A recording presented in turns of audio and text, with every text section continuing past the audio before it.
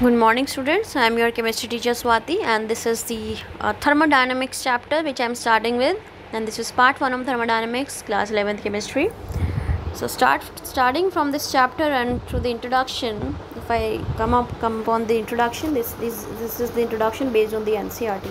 And so chemical energy that is stored by a molecule, in brief it is saying ki, so there are so many types of energies are there, fine, so many, see, energy is present in the form of chemical reaction also, it is present in the form of mechanical work also, so it is present in many types or in many ways, and we can convert this energy into one another, fine. And energies can never be created nor be destroyed, and it is not wasted, but it is present into another forms in various forms, right? So chemical energy stored by a molecule can be released as heat energy. It is saying कि molecule के पास अगर chemical energy है, ये as a heat की form में भी release हो सकता है during the chemical reaction, like when a fuel like methane, cooking gas or coal burns in air. And chemical energy may also be used to do the mechanical work, और ये mechanical work के form में भी हो सकता है use. When a fuel burns in an engine or to provide electrical energy through a galvanic cell like Roig cell. Fine की देखो, अब केमिकल एनर्जी जो भी स्टोर है मॉलिक्यूल में, वो हीट की फॉर्म में भी रिलीज़ हो सकती है, वो मैकेनिकल वर्क की फॉर्म में भी स्टोर हो सकती है, डिपेंड करता है कि आप एनर्जी कैसे ले रहे हैं, फाइन. थ्रू दस various forms of energies are interrelated under certain conditions. These may be transformed from one form to the another form, and the study of these energy transformations forms the subject matter of thermodynamics. So कैसे ये energy transform हो रही है, how the energies are transforming into one another form, it is the subject matter of thermodynamics, and we are going to study these subjects or these matter in the thermodynamics.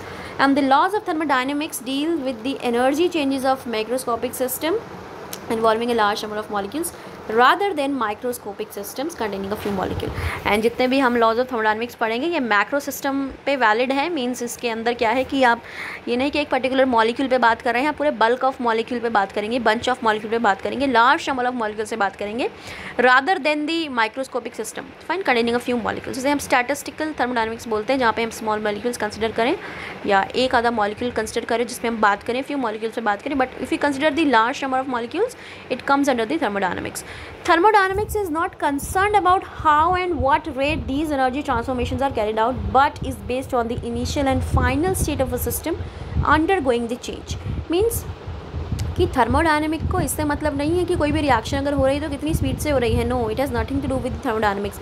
Thermodynamics means it will say whether the reaction will occur or not. If it is occurring, it has nothing to do whether it takes up to years. Fine.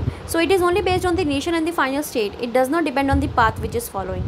And law of thermodynamics apply only when a system is in equilibrium or moves from one equilibrium to the another equilibrium state.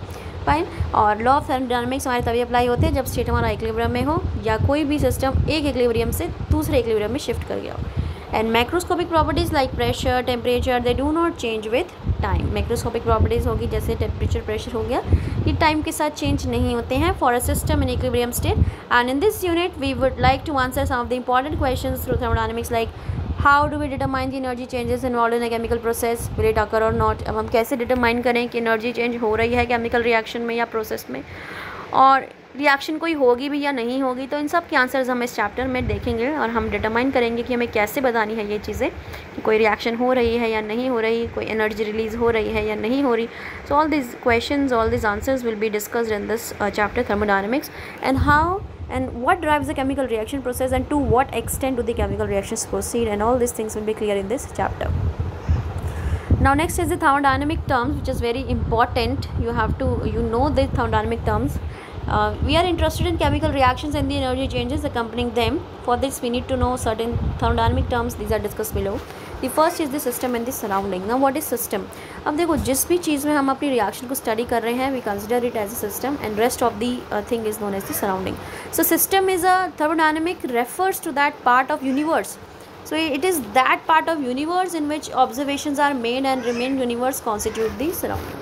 So you can consider a whole universe and you are considering small part of universe in which you are means observing a chemical reaction, then that part will be the system and other remaining part will be the surrounding. And surrounding include everything other than the system. So system and surrounding together constitute the universe, and the universe is made up of the system and the surrounding. This is according to the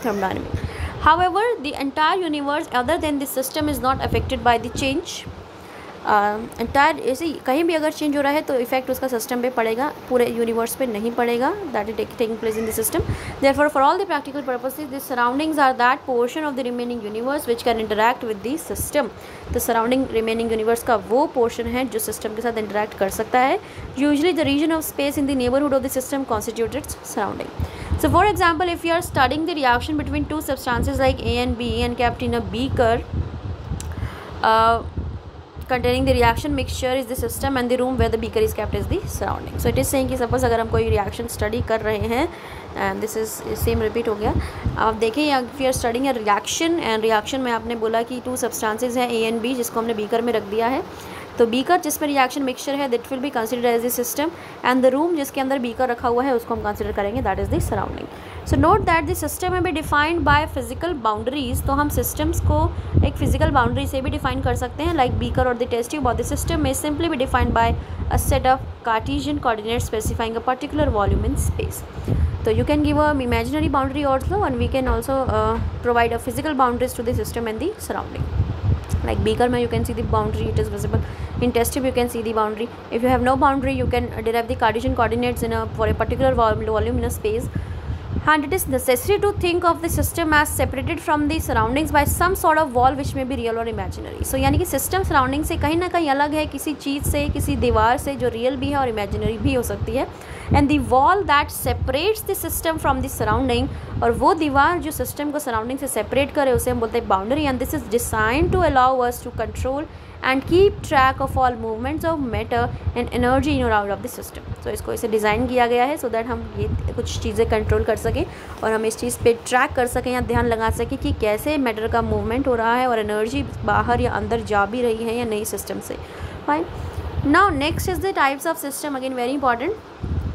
system पढ़ लिया हमने, जो भी हम chemical reaction जिस भी चीज़ के अंदर हम कंसिडर कर रहे हैं that is the system. Now we further classify the system according to the movements of matter and the energy in or out of the system. हम सिस्टम को क्लासीफाई करेंगे मूवमेंट ऑफ मैटर के basis पे और energy in और out के basis पे. Now what is open system? An open system is that system जिसके अंदर एनर्जी और मैटर दोनों का एक्सचेंज हो with the surrounding. There is exchange of energy and matter between the system and the surrounding, and the presence of reactant in an open beaker is an example of an open system. तो अगर कोई reactant आपका open beaker में पड़ा है तो open system का example है. And here the boundary is an imaginary surface enclosing the beaker and the reactant. और यहाँ पे जो boundary है वो imaginary surface है जिसमें beaker और reactant दोनों present हैं. Now next is the closed system. अब closed system में क्या है? See, this is the open system. Open system, this is system and surrounding. There is no boundary because it is not closed. So there is an imaginary boundary. And you can see the energy is transferring from outside to from inside to the outside. The matter is basically transferring. So there is an exchange of matter as well as the energy. So this is an open system. In a closed system there is no exchange of matter but exchange of energy is possible between system and the surrounding. But closed system में क्या है? अब देखो क्योंकि आपने close कर दिया तो मैटर तो there is no exchange, there is no basically हो ही नहीं सकता, but energy exchange हो सकती है between system and the surrounding. So the presence of reactants in the closed vessel made of conducting material, example copper, steel, an example of closed system. तो ऐसे type में क्या होगा कि रिएक्शन जिस भी चीज़ में होगी वो रिएक्शन का जो बेसिकली बीकर होगा वो कैसे हो कंडक्टिंग होगा. मीन्स जिस भी क्लोज वेसल के अंदर आपके रिएक्टेंट्स पड़े हैं वो नेचर में कैसे भी कंडक्टिंग होंगे, तभी वो एनर्जी को तो पास ऑन करने दे रहे हैं but not of the matter. Fine. Now next is the isolated system. Now this is the isolated system. Isolated system ऐसा सिस्टम है जो ना तो मैटर को बाहर जाने देता है ना ही एनर्जी को. It is there is no exchange of matter as well as the energy. And ये चीज़ पॉसिबल है जहाँ पे आपका इंसुलेटेड हो, आपका जो वेसल है, जो कंटेनर है वो कैसा हो, इंसुलेटेड हो. So in isolated system there is no exchange of energy or matter between the system and the surrounding. Figure 6.2c you can see. And the presence of reactants in a thermos flask or any other closed insulated vessel is an example of isolated system. For this you can consider your thermo flask.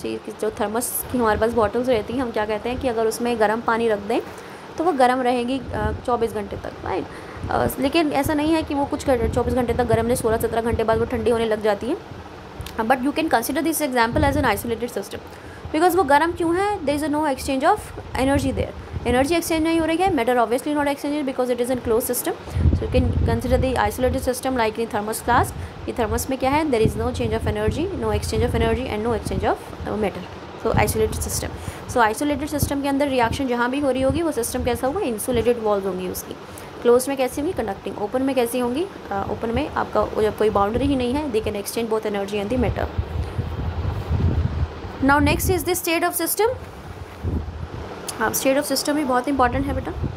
The system must be describe in order to make an useful calculations. अब देखो system हम कैसे describe करें, तो हम system को जब हम डिस्क्राइब करते हैं तो हम कुछ स्पेसिफाई करते हैं क्वांटिटी को। जैसे कि सिस्टम को डिस्क्राइब करने के लिए हमने कुछ क्वांटिटेटिवली कुछ स्पेसिफाई कर दिया, प्रॉपर्टीज़ हमने वहाँ उसको दे दी। So in order to make any useful calculations by specifying quantitatively each of the following properties. तो सिस्टम को डिफाइन करने के लिए हमने क्या किया, उसको कुछ प्रॉपर्टीज़ दे दी, जैसे कि प्रेशर दे दिया, वॉल्यूम दे दिया, टेम्परेचर दे दिया, as well as we have given the composition of the system. So we need to describe the system by specifying it before and after the change. So जब भी system में कोई change आता है तो हमें उस सिस्टम का स्टेट बताना पड़ता है कि before what was the pressure, volume and the temperature, and after what is the pressure, volume and the temperature. So these are defining the state. So these are the properties which are defining the state of the system. So you would recall from your physics course that the state of a system in mechanics is completely specified at a given instant of time by position and the velocity of each mass point of the system. And in thermodynamics, a different and much simpler concept of the state of system is introduced. It doesn't need detailed knowledge of motion of each particle because we deal with the average measurable properties of the system. So physics में it is saying कि जैसे आप हर एक जो भी आप मास point consider करते हैं उसकी पोजीशन वेलोसिटी की बात करते हैं मैकेनिक्स में कि गिवन टाइम पे उसकी क्या पोजीशन थी, क्या वेलोसिटी थी, बट अब हमें इतना डिटेल में नहीं जाना थर्मोडायनेमिक्स में, because we are considering the bulk of the molecules. So हम यहाँ एवरेज मेजरेबल प्रॉपर्टीज़ की बात करते हैं.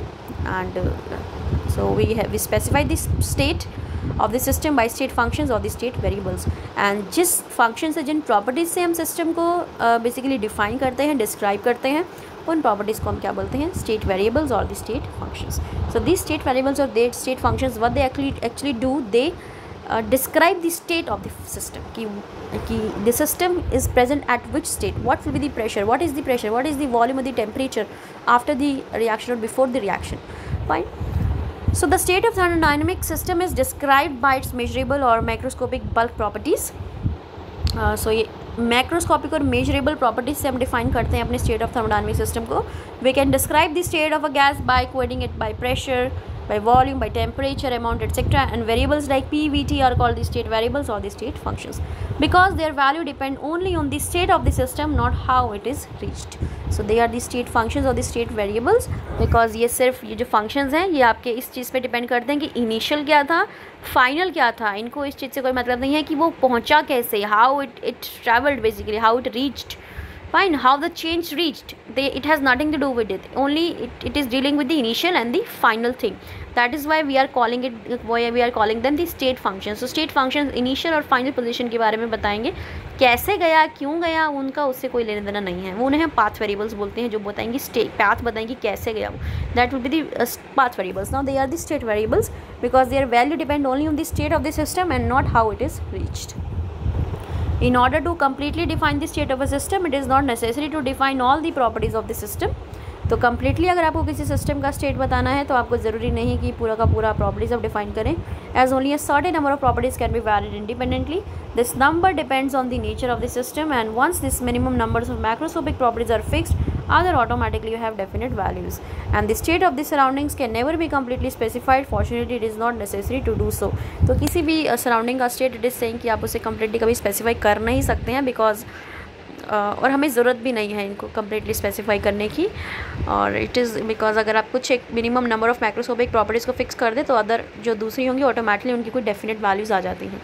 So basically we have study here the state of the system. State of the system means कि सिस्टम किस state में present है, क्या उसकी प्रॉपर्टीज़ हैं, प्रेशर क्या है, वॉल्यूम क्या है, टेम्परेचर क्या है, और अगर वो चेंज हो जाती हैं तो now what is the new properties, what is the state of the system after changing, now what will be the new properties. Now that properties are basically the state variables और the state functions because these functions are only basically defining the initial and the final position. That initially it was 5 atmosphere, finally it is the 10 atmosphere. Now it doesn't depend how it is changing because pathway depend नहीं कर रही है. That is why they are not the path function, they are the state functions. So this is the difference.